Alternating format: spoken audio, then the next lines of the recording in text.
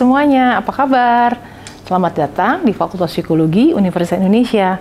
Hari ini saya, Yudiana Ratnasari, saya staf pengajar di Fakultas Psikologi UI, khususnya bidang peminatan psikologi klinis. Hari ini saya dan beberapa teman mahasiswa yang saat ini sedang mengambil program profesi, pendidikan profesi calon psikolog, melakukan kegiatan terapi kelompok. Yang kami sasar adalah teman-teman yang punya masalah gangguan mood. Apa itu gangguan mood ya? Tentu beberapa kalian mungkin sudah familiar ya. Gangguan mood itu perubahan emosi yang relatifly cukup sering sehingga teman-teman yang memiliki gangguan ini merasa kesulitan menjalankan performa sehari-hari, baik itu sebagai mahasiswa, pelajar, atau mungkin teman-teman yang sudah bekerja juga mengalami kesulitan. Nah, program ini kami adaptasi dari satu model terapi yang namanya dialectical behavior therapy. Nah, tapi tidak semua program ini bisa kami deliver keseluruhan karena paketnya banyak. Nah, hari ini kami coba untuk lakukan beberapa teknik sederhana, diadopsi secara sederhana agar teman-teman yang ikut program ini bisa melaksanakan di rumah tanpa perlu bantuan psikolog. Kebetulan saya memang bekerja sama dengan Bipolar Care Indonesia. Beberapa founder saya pernah diundang oleh mereka, lalu kami sempat berkolaborasi juga dengan Bipolar Care Indonesia dalam kesempatan yang berbeda. Nah, karena saya tahu bipolar itu kan singkatan dari Bipolar Care Indonesia. Jadi sudah ada kata bipolar. Bipolar itu adalah satu bentuk gangguan mood.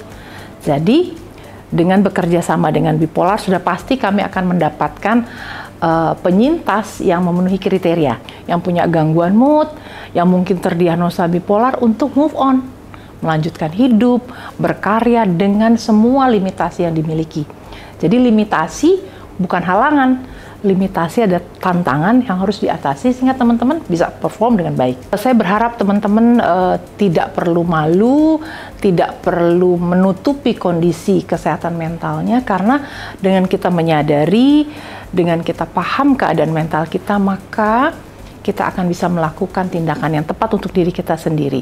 Kita bisa membuat diri kita jauh lebih optimal, jauh lebih baik. Kalau kita ngelihat bipolar ini sebenarnya kan kondisi medis ya, bukan identitas pribadi. Iya, betul. Nah, bagaimana program daripada BCI ini untuk memberikan pengertian kepada masyarakat atau orang-orang sekitar yang memiliki bipolar tersebut? Ya itu tadi. Campaign apa atau pengertian apa yang bisa diberikan untuk teman-teman tentang keadaan bipolar ini? Di era digital sekarang ini ya, dengan kemudahan mengakses informasi gitu ya. Jadi teman-teman ini kan sekarang trennya berubah ya. Aku mengamati dari tahun 2013. Sekarang banyak sekali orang yang mulai speak up, berani speak up. Sebenarnya bagus.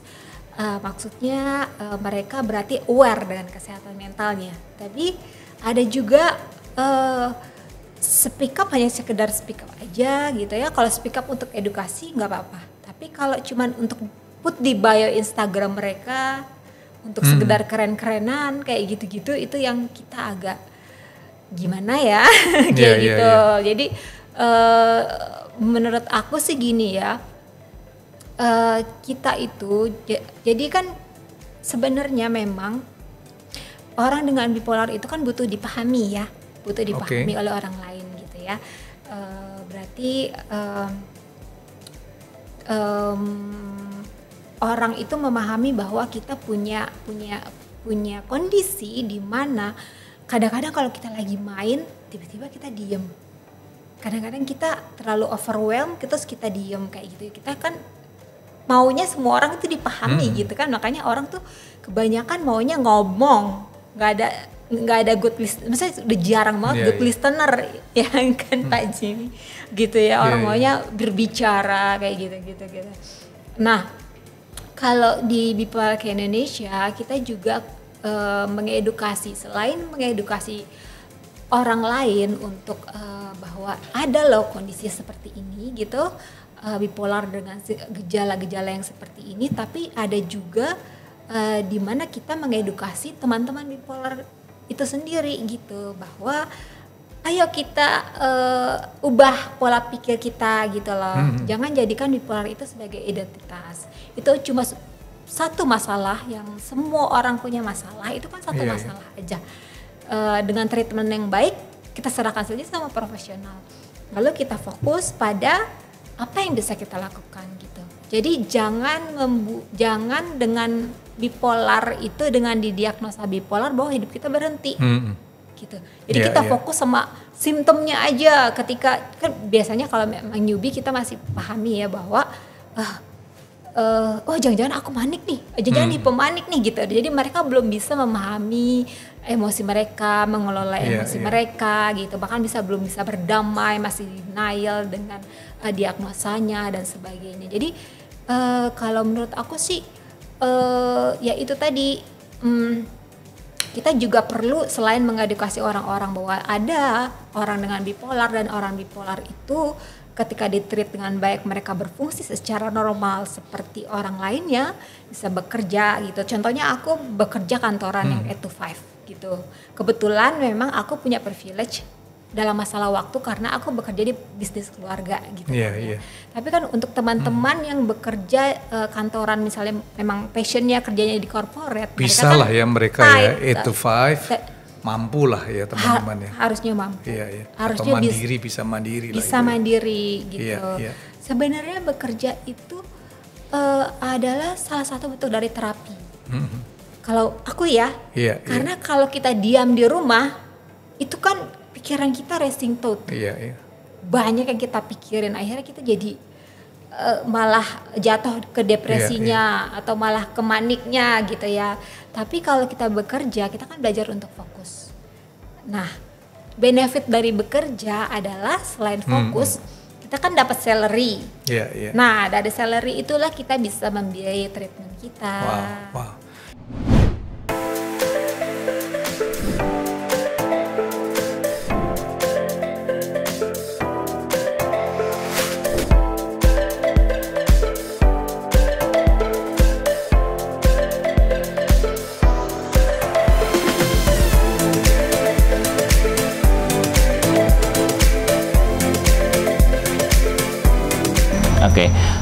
Awalnya kan Mbak Igi ngelamar di perusahaan Mitra Medika gitu. Kemudian dia menceritakan tentang kondisinya sebelum melamar itu. Akhirnya dengan pertimbangan tetap kita terima gitu kan. Dalam bekerja sih selama ini masih dalam batas baik-baik saja ya, tidak pernah ada kendala gitu. Cuman kalau memang lagi moods-nya lagi kurang baik, biasanya kita kasih WFH untuk kerja di rumah. Tapi kalau mulutnya lagi tinggi, emang kerjanya luar biasa gitu, kayak sampai sore bahkan sampai malam seperti itu. Di sini Mbak Igi kinerjanya cukup baik ya, sangat membantu di perusahaan kita gitu, karena memang yang mengurusi masalah penagihan ke klien gitu kan, mencari klien juga, mententir klien juga gitu kan, dari kita pertama kali kontrak sama klien sampai pembayaran itu dikerjakan dengan baik. Selama ini sih masih oke, masih berjalan dengan baik. Emang kadang-kadang suka ada mood swingnya ya, kadang turun, kadang naik. Nah biasanya kalau pada kadang turun kita tanya tuh masalahnya di mana Mbak gitu kan. Kira-kira mau kerja di kantor atau mau di OFH dulu, kita berikan penawaran seperti itu gitu. Nah biasanya Mbak Igi tuh saya kerja di rumah dulu deh gitu. Jadi kerjanya dibawa ke rumah ya, kita paham, yang penting setiap bulan kerjaannya itu selesai, seperti itu sih dari kita. Antar sama teman kerja itu harus saling mensupport mereka ketika mereka lagi nggak mood seperti itu. Jadi bipolar itu sebenarnya bisa tidak menimbulkan gejala selama diberikan intervensi atau penanganan yang tepat gitu. Jadi tidak ada masalah dalam hal pekerjaan. Untuk para ODB tetap semangat, tetap bisa berkarya, tetap bisa kreatif gitu. Jangan pantang menyerah. Mbak Igi, kalau kita ngelihat teman-teman yang mengalami kondisi bipolar ini, seringkali kan ada stigma-stigma negatif ya. Mungkin Mbak Igis ini juga mengalami stigma-stigma apa saja yang seringkali dilemparkan untuk teman-teman yang kondisinya sedang bipolar. Ya, ya salah satunya tadi ya disebut kepribadian ganda, pelin-pelan gitu, kayak gitu. Terus nggak asik kayak gitu. Terus kayaknya takut nih sama bipolar, kayak serem gitu, marah-marah mulu, irritable terus gitu kan. Jadi kayak jangan deh berteman sama dia nih, dia bipolar gitu kan. Terus udah gitu ada juga biasanya kan kalau di Indonesia tuh kan masih kental dengan klinik ya. Klinik ya. Jadi biasanya tuh mereka tuh dianggapnya kurang bersyukur, kurang hubungannya dengan Tuhan, padahal nggak begitu juga gitu. Begitupun sebaliknya gitu, walaupun kita ada stigma seperti itu, tapi hubungan kita dengan Tuhan itu jangan sampai putus, karena berdoa, bersyukur itu juga salah satu bentuk terapi kalau menurut aku gitu. Iya. Ya gitu. Jadi Mbak Iki, pengalaman apa yang you alami setelah pulih lalu membangun Bipolar Care Indonesia, satu momen yang menurut pengalaman you bahagia sekali?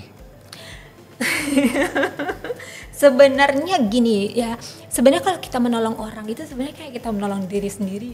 Iya. Itu sih momen yang paling. Maksud saya ada case nggak? Mungkin teman yang kena, ada case-case tertentu nggak? Wah, si A, si B pernah ngalami ini, lalu sembuh pulih, sehingga itu saya sebagai satu momen yang tidak terlupakan. Betul, ada. Jadi dulu kebetulan kita jadi ada yang bergabung sebagai pengurus di Bipolar Care Indonesia gitu ya.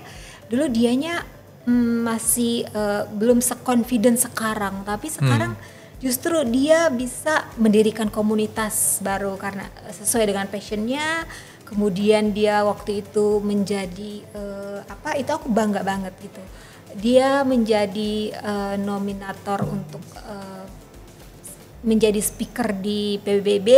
Wow. Ya, gitu. Dan walaupun dia dulu aku sempet kita berorganisasi kan pasti ada argumen gitu, sering kayak ada berargumentasi begitulah ya, beda argumen gitu. Tapi kita tetap berteman baik gitu karena akhirnya dia menjadi pribadi yang lebih baik menurut aku gitu. Itu sih case yang membuat aku yakin bukan karena aku sih, maksudnya dia bisa maju karena keinginan dia sendiri gitu, tapi maksudnya aku jadinya bangga gitu. Iya. So guys, untuk Anda semuanya maupun Anda yang punya keluarga, teman yang mungkin mengalami bipolar, ingat bahwa bipolar itu adalah kondisi medis, bukan identitas pribadi. Ini sangat penting sekali. Lalu yang kedua, harus hilangkan stigma-stigma bahwa bipolar tidak bisa pulih ya. Padahal lihat nih contohnya Mbak Iki sendiri, pulih nggak cuma pulih saja, tapi peduli kepada teman-teman yang mengalami kondisi medis bipolar. Dan bipolar semuanya teman-teman bisa mandiri, bisa produktif, bahkan ada tadi kesaksian yang menjadi speaker di PBB. Itu awesome banget sih ya, sesuatu yang perlu kita cerna bersama-sama ya. Mbak Egy, mungkin ada impian-impian apa sih di dalam Bipolar Care Indonesia ini yang mungkin belum tercapai yang ingin disampaikan? Kalau impian sebenarnya kita tidak muluk-muluk sih. Aku pengennya sustain aja. Sustain dan berkontribusi. Tetap bisa berkontribusi sampai kapanpun terhadap orang dengan bipolar dan caregivernya gitu. Teman caregiver tuh yang dimaksud adalah keluarganya gitu ya, atau teman terdekatnya, suaminya, istrinya, anaknya gitu, seperti itu. Kita tetap ingin berkontribusi. Itu aja sih, impian kita sederhana banget gitu dari dulu sih. So teman-teman diajak untuk konsisten dan juga harus kontribusi ya. Iya. Bagi kalau ada teman-teman di dalam audiens ini yang ingin kontribusi, gimana caranya untuk kontak Bipolar Care Indonesia? Relawan atau donasi, apapun juga yang mereka ingin berikan. Iya. Jadi kalau untuk menjadi pengurus di Bipolar Care Indonesia, kita biasanya nanti ada open recruitment. Kita berencana untuk membuka open recruitment di tahun ini ya, karena kita sudah kekurangan sumber daya manusia.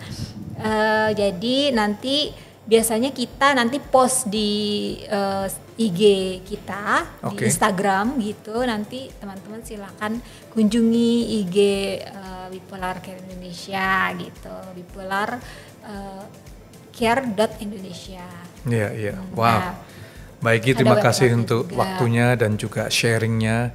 Dan sekaligus kesaksiannya bagaimana bisa pulih. Ini adalah satu momen yang bisa menguatkan jutaan orang yang melihat program ini ya. Dan mudah-mudahan semuanya bisa menjadi relawan dan kontribusi. Dan teman-teman yang mungkin Anda memiliki bipolar, jangan give up, never give up, bahwa itu adalah kondisi medis, bukan jati diri Anda, dan ada bisa pulih, ada treatmentnya, dan Anda bisa kontribusi untuk masyarakat yang ada di sekitar kita. Ini awesome sekali. Maggie, sukses ya untuk Bipolar Care Indonesia. Thank you, Pak Jimmy juga semuanya, dan teman-teman thank you, terima kasih sudah nonton video ini. Jangan lupa untuk like, comment, share, dan nyalakan lonceng notifikasi untuk Anda bisa mengikuti seterusnya satu cerita untuk Indonesia.